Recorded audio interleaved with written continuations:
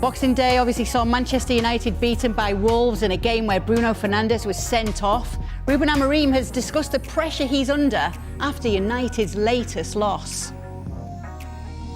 Are you comfortable that you have the time and the space to do the job that you need to do? The coach, the manager of Manchester United cannot be never, no matter what, comfortable.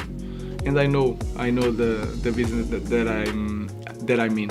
So I know that if we don't win, regardless if they pay the buyout or not, I know that every manager is in danger, and I like that. I like that because that is our job. So I understand the question, and you can say that I'm here in month ahead for trainings, but we are not winning. So I have that.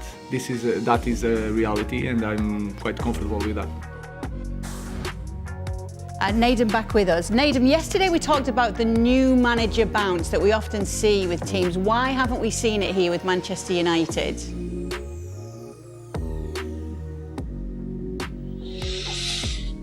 I think it's a really good question. I think from before he came in, this was one of their worst starts to the Premier League season ever. And you think, well, the new guys coming in, you had all the euphoria of Van Nistelrooy doing well there in his 2-3 games that he had in charge. So it doesn't really add up to me. I think they've had lots of players available, as we've seen, because one of that stretch at the end of a game, you still need to have some sort of structure there. So I'm very, very surprised that the new manager bounce hasn't been there. And it's definitely something that was needed because the guy, it felt like the club were at low. They needed to get rid of Ten Hag. Maybe they need to get rid of him even, from the end of last season as such. So for him to not be able to hit the ground running yet is a concern. But as he's mentioned himself, and he's the person that's most experienced with understanding this, he's had 4 training sessions with them, he says. And that obviously will matter. There will be something better for them in the future.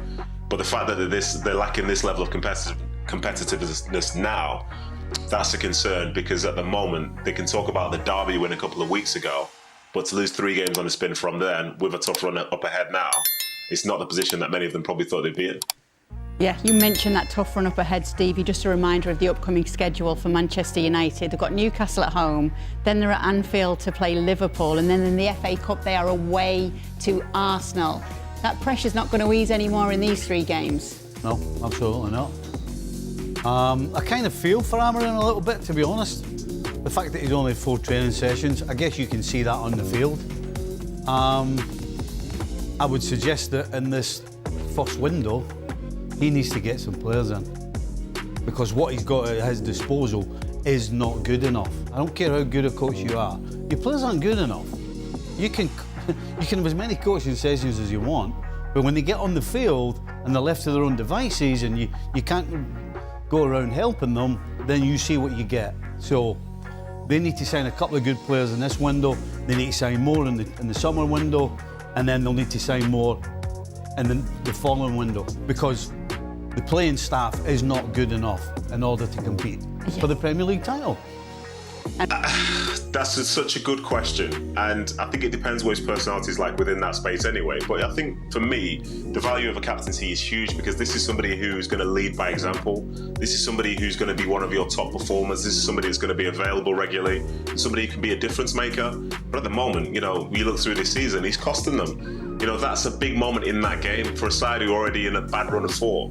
You need Fernandes out there. You need him to be linking up the play, to understand what the manager wants, to understand how to put that onto the field, to encourage his teammates, bring out the best in them. And I think some people say, it's like a nothing tackle and so on. Well, if it's a nothing tackle, don't make it. It's the start of the second half. You're away from home. You're on a yellow card. Do you need to make that tackle? Absolutely not. And I think for him, obviously, the one against Spurs, the red card against Spurs was rescinded, and he's okay with that. But he should be doing better. If they're going to do well, he needs to be out there on the field. He can try and set the tone for them, and he can make a big difference. But for now, as I say, if I was in that team, I'd be looking and thinking, well, why is this the case? And what he's saying after the game, is he apologising again? Well, he should be doing better. And I think for Amorim, even though he's probably got a good relationship with him as such, I think he needs to address the fact that these things cannot happen. The margins are so small already for them if they want to finish this season successfully. And to have your captain missing for any amount of time whatsoever in a self-inflicted manner like that is beyond disappointing, and in some ways you'd probably argue it's unacceptable. Yeah, and obviously you guys have talked about this on yesterday's show, but can it be that a player just doesn't have the right temperament to be the captain of the team? 100%. No matter how hard they try, it's just that side of their game, that side of their mentality isn't right. It's not. It doesn't come naturally to him. And the fact he's been sent off 3 times this season tells you it doesn't come naturally. You can't have your captain getting sent off more times than he scored goals for a start. So, again, deja vu, I kind of feel a little bit for Amorim. Because after Bruno Fernandes, who are we looking at as a captain? There's nothing, zero. Anybody who may fall into that sort of category, Maguire, for example, but they're not on the field. So, Amorim doesn't have a choice. Bruno's going to have to be his captain, and if Bruno continues to get sent off, I don't see how he can change it either. So, yeah, Bruno shouldn't be the captain.